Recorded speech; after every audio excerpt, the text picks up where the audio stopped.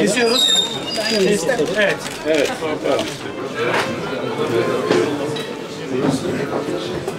Seni gördüm iyi oldu.